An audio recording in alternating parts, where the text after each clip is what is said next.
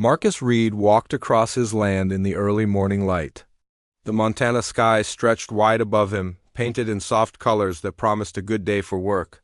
His boots crunched on the frost-covered grass as he made his way to the barn. The cattle would need feeding soon, and the fence on the north pasture still needed fixing. He had lived on this ranch for 20 years, ever since his father died and left him the deed. The nearest neighbor was 50 miles away, and the closest town was even farther. Marcus liked it that way. He could work the land, tend his animals, and live by his own rules. No traffic, no crowds, no noise except the wind through the wheat fields and the lowing of cattle. The farmhouse sat on a small hill overlooking the valley. His grandfather had built it with his own hands in 1952, using timber from the mountains and stones from the creek. Marcus had added to it over the years, expanding the barn and building new storage sheds. Everything he needed was here on his 1,000 acres. That evening, dark clouds gathered in the west. Marcus watched them build as he finished his chores. The weather radio crackled with storm warnings, but he had seen worse. He checked the animals one last time, making sure they had shelter and water. The wind picked up, bending the wheat stalks and rattling the barn doors. The first drops of rain began to fall as Marcus walked back to the house. Lightning flickered in the distance, followed by the low rumble of thunder. He made himself dinner and settled in to wait out the storm. The power might go out, but he had a generator and plenty of fuel. Living alone had taught him to be ready for anything. Around midnight, the storm reached its peak. Rain hammered against the windows while wind howled around the corners of the house. Marcus was checking the weather radio when he heard his cattle bellowing in distress. The sound was different from their usual calls, filled with terror and panic. He pulled on his rain gear and grabbed a flashlight. The beam cut through the darkness as he made his way to the pasture. The cattle were scattered, running in circles, and crying out. Marcus had never seen them act this way, not even during the worst storms. Something was wrong. A new sound reached his ears over the wind and rain. It was a deep humming like the engine of a massive truck, but it came from above. Marcus looked up and saw lights through the clouds.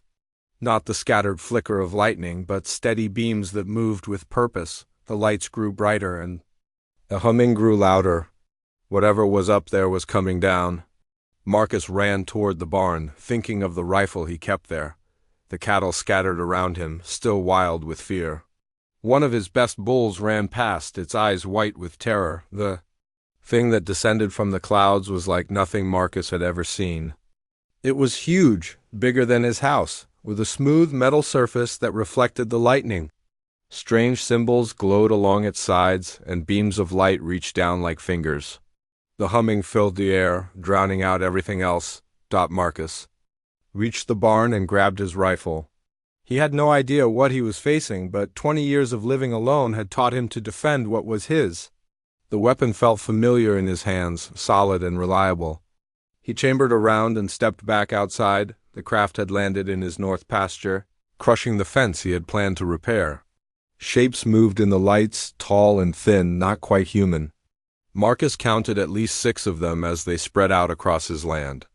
They moved with purpose, like soldiers on a mission. One of them was coming toward him. Marcus raised the rifle and shouted a warning, but the thing kept coming. It was taller than any man, with long limbs and a head that seemed too large for its body. Its skin was dark and shiny, like wet leather, and its eyes were huge and black. The creature stopped about 20 feet away and raised something in its hand. Marcus had never seen anything like it, but he knew a weapon when he saw one. He tightened his grip on the rifle and prepared to fire. The world exploded in pain and light. Every nerve in Marcus's body screamed as electricity coursed through him. The rifle fell from his hands as he dropped to his knees. The creature walked closer, keeping the weapon trained on him. Marcus tried to speak, to ask what they wanted, but no words came. The pain was too intense, like being struck by lightning over and over. His vision blurred and darkness crept in. From the edges, the last thing he saw was the creature's face, alien and cold, studying him like a specimen in a jar. When he woke up, everything was different. The walls around him were metal, smooth and featureless. The air smelled wrong, too clean and chemical. Marcus sat up slowly, his body still aching from the weapon's blast. He was in a small room with no windows, no furniture except the metal shelf he had been lying on. Other voices reached him through the walls. Human voices, speaking in different languages. Marcus got to his feet and found a small window in the door. Beyond it was a corridor lined with similar doors. He was not alone. A sound made him turn. The door was opening, sliding into the wall. Without a whisper. The creature from his farm stood in the opening, no longer alone. Two others flanked it, both carrying the same strange weapons. The first one spoke, its voice like grinding metal. Marcus could not understand the words, but the meaning was clear. He was a prisoner now, taken from his land and his life. The cattle would wander and starve, the crops would rot in the fields, and the house his grandfather built would stand empty. The creatures gestured for him to move. Marcus looked back at the metal shelf where he had awakened, then at the alien. Faces watching him, he had no choice but to follow. As he walked down the corridor, he passed other doors with other windows. Behind each one was a human face, all of them showing the same fear and confusion he felt. Marcus Reed, the farmer, was gone. Whatever came next, wherever they were taking him, he would have to become something else to survive. The storm had passed, but his real trial was just beginning. The transport ship traveled for weeks through the darkness of space. Marcus counted the days by the meals they gave him, thin soup and stale bread that tasted like cardboard. The other prisoners were from all over Earth, a teacher from California, a mechanic from Detroit, a mother with 2 children from somewhere in Europe. None of them knew where they were going or why they had been taken. The aliens came through the corridors twice a day, checking on their cargo. They never spoke to the humans, just counted heads and moved on. Marcus learned to recognize the different types. The tall ones with the black eyes seemed to be in charge, while the shorter ones with the ridged foreheads did the work. All of them carried weapons and wore strange uniforms covered in symbols. When the ship finally stopped, Marcus felt the deck shudder beneath his feet. Through the small window in his cell, he could see a planet below. It was brown and gray, with no green anywhere, no oceans, no forests, no sign of life. Just bare rock and dust under a weak sun. The aliens herded them off the ship and into a large building. The air outside was thin and cold, forcing them to breathe through masks connected to metal tanks. Marcus's farming experience told him this world was dying. If it had ever been alive at all. Inside the building, the aliens sorted them into groups. The strong ones went to one side, the weak ones to another. Marcus ended up with the other men. Of working age, about 30 humans in total. The women and children were taken somewhere else. Marcus never saw them again. An alien with more decorations on its uniform stepped forward. When it spoke, a device around its neck translated the words into English. "You are now workers of the hegemony," it said. "You will mine the deep shafts and extract the materials we need. Work hard and you will live. Refuse and you will die." They were given gray uniforms and metal helmets with lights on the front. The boots were too big and the gloves too small, but nobody complained. Guards with weapons surrounded them as they were marched to a large elevator that descended into the planet's surface. The mine was a nightmare of tunnels and shafts that went down for miles. The air was thick with dust, and the constant sound of drilling echoed off the walls. Human workers moved through the passages like ghosts, their faces covered in dirt and their eyes empty of hope. Some of them had been here for years, Marcus realized. They had forgotten what the sun looked like. Marcus was assigned to Deep Shaft 7, the most dangerous section of the mine.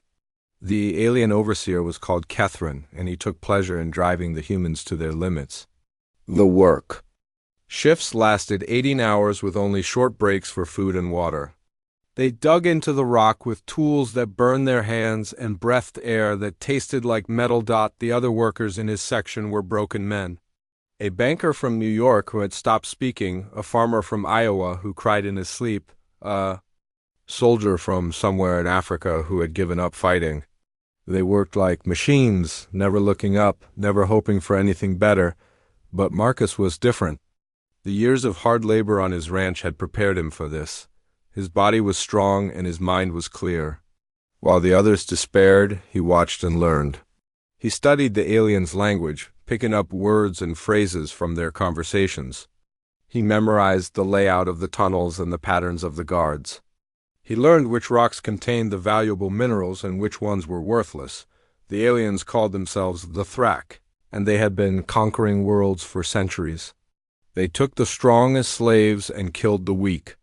Their empire stretched across dozens of star systems, all of them feeding resources back to their home world. Earth was just the latest planet to fall under their control. Marcus also learned about the mine itself. The Thrak were extracting something called quantum crystals, rare minerals that powered their ships and weapons. The crystals were buried deep in the planet's core, and getting to them required human workers who could fit into the narrow tunnels. The work was deadly, but the aliens did not care. When a worker died, they simply brought in another one. After his first year, Marcus had earned the respect of the other prisoners. He shared his food with the weak and helped the injured. He never complained and never showed fear, even when Catherine singled him out for punishment. The alien overseer seemed to enjoy testing Marcus's limits, giving him the hardest jobs and the longest shifts. During his second year, Marcus discovered something that would change everything. While working in the deepest part of the mine, he found a vein of crystals that the Thrak had missed. These were different from the others, glowing with a brighter light and humming with energy. Marcus carefully hid a small piece in his uniform. Studying it in secret, the crystal was more than just a power source. It was a key to understanding Thrak technology. Marcus began to see how their weapons worked, how their ships flew, how their entire civilization depended on these glowing stones. And he realized that whoever controlled the crystals controlled the Thrak. The other workers began to change too. Marcus's quiet strength gave them hope, and hope made them brave. They started to whisper among themselves, sharing information and making plans. A schoolteacher from Oregon taught them to read the alien symbols. A mechanic from Detroit showed them how to repair the broken equipment. Slowly, secretly, they began to organize. Marcus never forgot his farm or the life he had lost. But he also knew that he could never go back to being just a simple farmer. The Thrak had taken everything from him, but they had also given him something new. They had shown him what he was truly capable of when everything else was stripped away. When Catherine died in a tunnel collapse during Marcus's third year, it was not an accident. The alien overseer had been standing in the wrong place at the wrong time, and the support beam that fell on him had been weakened by careful work with small tools. Marcus took the alien's weapon and communication device, hiding them in the deep tunnels where no one would look. The revolution had begun, though the Thrak did not know it yet. Marcus Reed the farmer was gone, replaced by something harder and more dangerous. The man who had once grown wheat and raised cattle now planned to harvest something far more valuable: freedom itself. The news of Catherine's death spread through the mine like wildfire. The Thrak brought in a new overseer, but this one was younger and less experienced. Marcus saw the opportunity immediately. He had been planning for months, mapping every tunnel and memorizing every guard rotation. Now it was time to act. The first step was communication. Using the device he had taken from Catherine, Marcus learned to access the mine's internal network. The Thrak used it to coordinate their operations, but they had never thought to secure it against human interference. Marcus began sending messages to the other work teams, simple codes that looked like equipment, reports but actually carried instructions. The banker from New York turned out to be useful after all. Before his capture, he had worked with computer systems and understood how data flowed through networks. Together, they mapped the mine's electronic systems and found the weak points. The soldier from Africa still remembered his training and helped organize the other workers into small units. Marcus's plan was simple but effective. The Thrak had made themselves vulnerable by depending on human labor. They had weapons and technology, but they were outnumbered 50-1. More importantly, they had grown lazy and careless. They saw the humans as broken cattle, not as potential enemies. The attack began at shift change, when the guards were distracted and the work teams were moving through the tunnels. Marcus led a group through the maintenance shafts to the communication center, while other teams hit the power generators and weapon storage areas. The Thrak were caught completely off guard. The first alien Marcus killed was a guard who tried to sound the alarm. The man who had once fed cattle now moved with deadly precision, using the alien's own weapon against him. There was no hesitation, no mercy. The Thrak had taught him that survival meant being stronger than your enemies. The communication center fell within minutes. Marcus and his team destroyed the equipment that connected the mine to the rest of the Thrak Empire. Corvin Prime was now cut off from help, just another dead world in the darkness of space. The aliens would have to fight with what they had, and what they had was not enough. The power generators were the next target. Without electricity, the Thrak's advanced weapons were useless. Their environmental suits failed, their doors would not open, and their ships could not take off. The humans had lived with hardship for years, but the aliens had grown soft. They panicked when their technology failed them. Marcus found the mine's commander, an old Thrak called Veltar, hiding in his office. This was the same alien who had overseen Marcus's capture on Earth, though he clearly did not remember one human farmer among thousands of slaves. Marcus made sure to remind him before putting a weapon to his head. "You took me from my farm," Marcus said in the Thrak language. He had learned. "You thought I was just another animal for your slave pens." Veltar's eyes went wide with fear and recognition. "You were nothing," he whispered. "A primitive from a backward world. I was a farmer," Marcus replied. "I knew how to plant seeds and tend crops. Now I am planting something else, and the harvest will be your destruction." He did not kill Veltar immediately. Instead, he forced the alien commander to watch as the humans systematically took control of the mine. Every Thrak facility was captured, every alien guard was killed or imprisoned. The weapons storage provided enough equipment to arm every human worker. The food stores held enough supplies to last for months. The most important discovery was in the deep tunnels where Marcus had worked for 3 years. The quantum crystals were more valuable than anyone had realized. They did not just power Thrak technology, they were the foundation of their entire civilization. Without these crystals, their ships could not travel between the stars and their weapons could not function. Marcus understood the significance immediately. The mine on Corvin Prime was not just a prison, it was a vital resource for the Thrak Empire. By controlling it, he controlled something the aliens desperately needed. He could bargain with them, or better yet, he could use their own dependence against them. The human workers looked to Marcus for leadership, and he did not disappoint them. He organized them into efficient teams, each with a specific job. Some worked the mines under better conditions, others maintained the equipment, and still others prepared defenses against the inevitable counterattack. The Thrak orbital stations were the next target. Marcus had learned enough about their technology to understand how their ships worked. Using captured alien equipment, he and his team infiltrated the stations during a shift change. The aliens never expected their own shuttles to carry human attackers. The battle for the orbital stations was short but brutal. The Thrak had superior technology, but they were fighting on platforms they had designed for efficiency, not defense. Marcus's people knew every corridor and every weak point.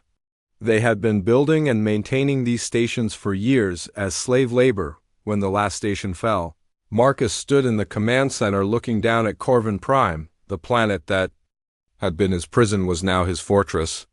The mine that had broken so many humans was now the foundation of their power. The quantum crystals that had made them slaves would now make them free. Veltar was brought before him in chains, the same kind of restraints the Thrak had used on human prisoners. The alien commander was no longer arrogant, no longer confident in his species' superiority. He was just another prisoner begging for his life. "Your empire will come for you," Veltar said. "They will bring fleets and armies. You cannot hold this world against the might of the hegemony." Marcus smiled, but it was not a kind expression. "Let them come," he said. "I have learned everything you taught me about power and survival. The difference is, I learned it better than you did." He turned to look out at the stars, thinking of all the other worlds where humans and other species suffered under Thrak rule.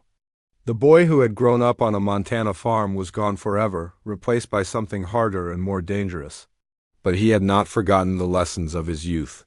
He knew that the strongest crops came from the hardest ground, and that the best harvest came to those who were willing to work for it. The revolution had succeeded, but it was only the beginning. Marcus Reed was no longer just a farmer or a slave. He was becoming something the galaxy had never seen before, a human who understood both the value of mercy and the necessity of strength. The Thrak had created their own nemesis, and now they would face the consequences of their cruelty. The Thrak response fleet arrived 3 months after the liberation of Corvan Prime. Admiral Zenthak commanded 12 warships, each one capable of destroying a planet.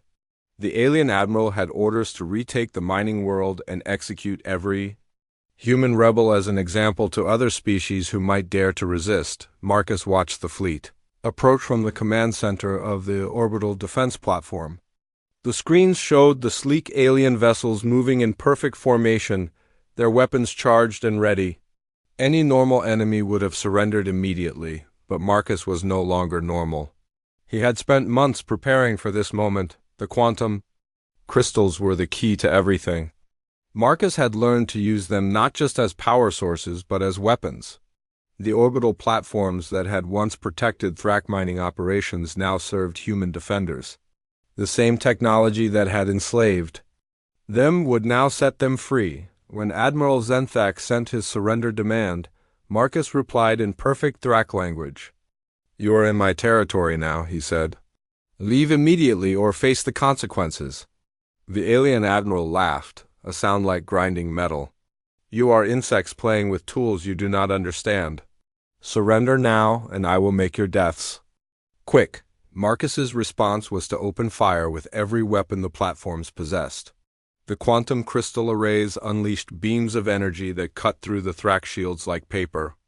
2 enemy ships exploded immediately, their crews vaporized in balls of superheated gas. The others scattered, their formation broken by the unexpected firepower, but Marcus was not content to simply defend. He had learned the Thrak way of thinking during his years as a slave. They respected only strength and understood only violence. To defeat them, he had to become worse than they were. The human ships launched from hidden bases on the planet's surface. They were crude compared to Thrak vessels, built from salvaged parts and powered by quantum crystals. But they were fast and maneuverable, and their crews fought with a desperation the aliens could not match. The battle lasted for hours. Marcus commanded from the lead ship, directing his forces with the same precision he had once used to plant crops. He had learned to read the flow of combat, to see opportunities where others saw only chaos. The Thrak were better trained and better equipped, but they were fighting an enemy who had nothing left to lose. When Admiral Zenthak's flagship finally surrendered, Marcus boarded it personally. The alien admiral was wounded and defeated, his crew dead or captured. Marcus found him in the command center, trying to activate the ship's self-destruct mechanism. "You cannot win," Zenthak said, his blood spreading across the deck. "We are the hegemony. We have ruled the galaxy for 1,000 years. One primitive planet cannot stand against us." Marcus removed his helmet, letting the alien see his face. "You are wrong," he said. "You ruled through fear and cruelty. But fear can be conquered, and cruelty can be turned against those who practice it. I learned that from you." He did not kill the admiral immediately. Instead, he forced the alien to watch as the human fleet claimed the surrender of the remaining Thrak ships. The crews were given a choice: join the human cause or be left to drift in space. Many chose to join. Tired of the hegemony's endless wars and brutal oppression, the captured ships gave Marcus a real fleet for the first time. He now had the means to strike back at the Thrak Empire, to carry the fight to their other worlds. But he also had something more valuable: information about the hegemony's structure and weaknesses. The galaxy was full of enslaved species, all of them suffering under Thrak rule. The reptilian Korth had been conquered 50 years ago. The silicon-based Velinary had been enslaved for even longer. The aquatic Nephim had seen their ocean worlds turned into mining operations. All of them had reasons to hate their masters. Marcus began broadcasting messages across the galaxy, not in the language of Earth, but in the languages of the enslaved. He offered them something the Thrak never had: partnership instead of slavery. His growing fleet became a beacon of hope for every oppressed world in hegemony space. The first to join him were the Korth rebels from the border worlds. They brought ships and weapons, but more importantly, they brought knowledge of Thrak military tactics. The Velinari followed, their crystal-based technology proving invaluable in the fight against their former masters. The Nephim contributed their expertise in underwater combat and their knowledge of the Outer Rim territories. Within a year, Marcus commanded a coalition of species that had never worked together before. The Thrak had kept them separated, playing one group against another to maintain control. But Marcus gave them a common cause and a common enemy. The transformation was complete. The simple farmer from Montana had become something the galaxy had never seen: a human warlord who understood both the value of mercy and the necessity of ruthless action. He wore armor made from the hulls of defeated Thrak ships, his face bearing the scars of the mines and the battles that followed, but Marcus never forgot his origins. In his private quarters he kept a small container of wheat seeds from his farm, preserved in a crystal case. Sometimes he would hold it and remember the man he had been before the Thrak changed everything. That memory reminded him why he fought, and what he was fighting for. The hegemony began to collapse as world after world joined the rebellion. The Thrak military, which had seemed invincible, proved to be brittle when faced with an enemy that understood their weaknesses. Their slave-based economy crumbled as their workforce turned against them. Their technological superiority meant nothing when their enemies had learned to use the same tools. Marcus established his capital on a world called New Eden, a former Thrak colony that had been liberated by the Coalition fleet. It was there that he met with representatives from across the galaxy, species that had been enemies for centuries now working together against their common oppressor. The man who had once grown wheat and raised cattle now governed star systems and commanded fleets. He had learned to speak dozens of languages and understand the needs of species he had never imagined. But at his core, he remained what he had always been: a farmer who understood that the best harvest came from the hardest work. The final campaign against the Thrak homeworld was planned from New Eden. Marcus stood in the war room, surrounded by maps of star systems and fleet dispositions. The aliens who had once been his enemies now served as his advisors. The humans who had once been his fellow slaves now commanded his ships. Admiral Zenthak, who had become a prisoner and then a reluctant ally, stood beside him. "You have become everything we feared," the alien said. "A species that learns too quickly and adapts too well." Marcus smiled, but it was not a cruel expression. "We learned from the best teachers," he said. "You showed us what power looks like when it is used without mercy. Now we will show you what power looks like when it is used with purpose." The siege of Thrakai lasted 6 months. The hegemony's homeworld was defended by massive orbital fortresses and thousands of ships, all of them powered by quantum crystals stolen from enslaved worlds. But Marcus had learned to use those same crystals as weapons, and his coalition fleet was larger than anything the galaxy had ever seen. The final battle was fought in the space above the planet where the Thrak Empire had been born. Marcus commanded from the bridge of his flagship, a vessel built from the hulls of captured enemy ships and powered by the largest quantum crystal ever found. Around him, the representatives of a dozen species worked together to coordinate the attack. The Thrak fought with the desperation of a species facing extinction. Their ships rammed into the coalition vessels, their crews dying to protect their homeworld. But they were outnumbered and outgunned by the very slaves they had created. The irony was not lost on Marcus as he watched their defenses crumble. Emperor Velmuth the Eternal, ruler of the hegemony for 3 centuries, made his final stand in the imperial palace. The building was a monument to Thrak power, built from the bones of conquered worlds and decorated with the treasures of 1,000 civilizations. Marcus walked through its corridors with a small group of his most trusted allies, his footsteps echoing in the silence. The Emperor was waiting in the throne room, surrounded by the symbols of his fading power. He was ancient even by Thrax standards, his body kept alive by technology stolen from the species he had enslaved. When he saw Marcus enter, he did not show fear or anger. Instead, he seemed almost curious. "You were a farmer," Velma said, his voice like the whisper of dead leaves.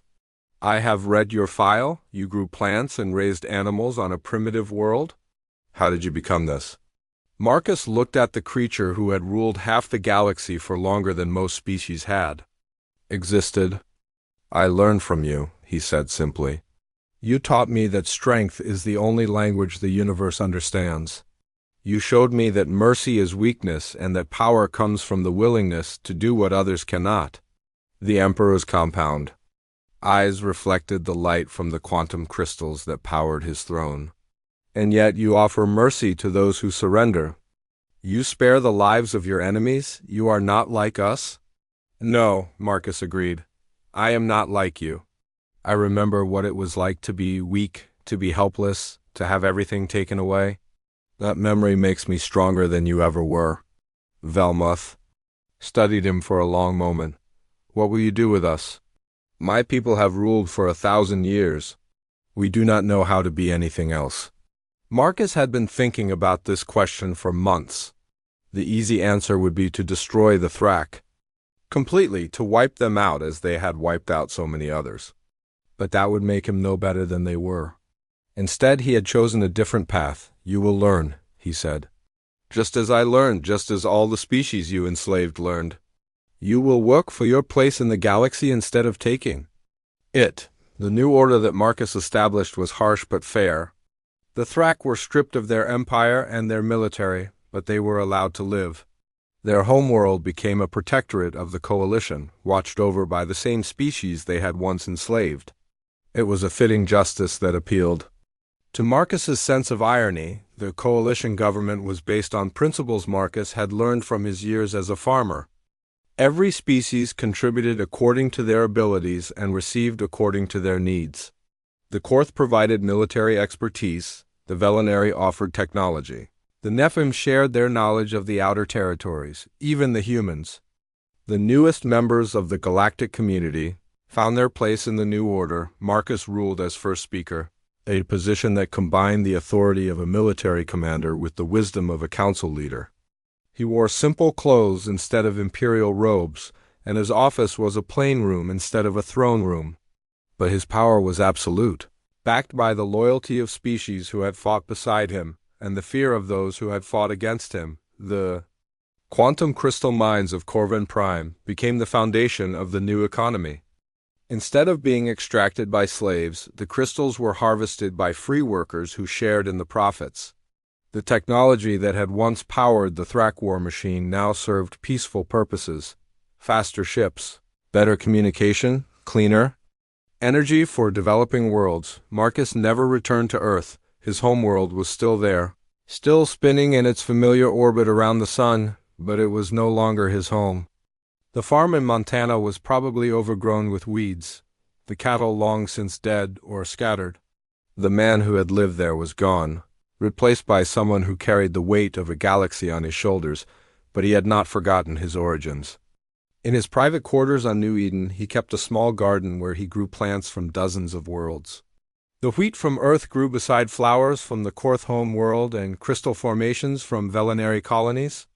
It was a reminder that life could flourish even in the harshest conditions, given enough time and care. Sometimes, late at night, Marcus would walk through the garden and remember the simple life he had lost. He would think about the morning when he had checked his cattle and worried about fixing a fence.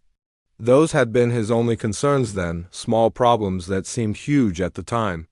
Now he made decisions that affected billions of lives across hundreds of worlds. The transformation was complete, but the cost had been enormous. Marcus had gained an empire but lost his humanity in the process. He was respected and feared, but he was also alone. The burden of command had isolated him from the very people he had fought to free. He was their liberator and their ruler, But he could never be their friend. The galaxy was at peace for the first time in centuries. The trade routes were open, the slave markets were closed, and the species that had once been enemies were learning to work together. It was not a perfect peace, but it was a stable one. The coalition government was strong enough to maintain order, but flexible enough to adapt to changing circumstances. Marcus stood on the observation deck of his orbital palace, looking out at the stars. Somewhere out there on countless worlds, beings were living free lives because of what he had done. Children were growing up without fear of being enslaved. Families were reunited after years of separation.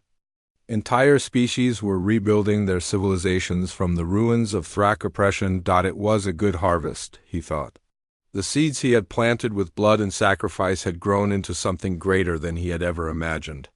The simple farmer from Montana had become the architect of a new galactic order, one built on cooperation instead of conquest, but the price had been everything he had once been. Marcus Reed the farmer was gone, replaced by Marcus Reed the emperor. He had saved the galaxy, but he had lost himself in the process. It was a trade he would make again if necessary, but it was not one he would ever forget. The stars shone down on him, cold and distant, like the eyes of the gods. Marcus closed his eyes and remembered the smell of fresh earth and the sound of cattle lowing in the morning. Those memories were all he had left of the man he used to be, and he held on to them like treasures in the darkness of space.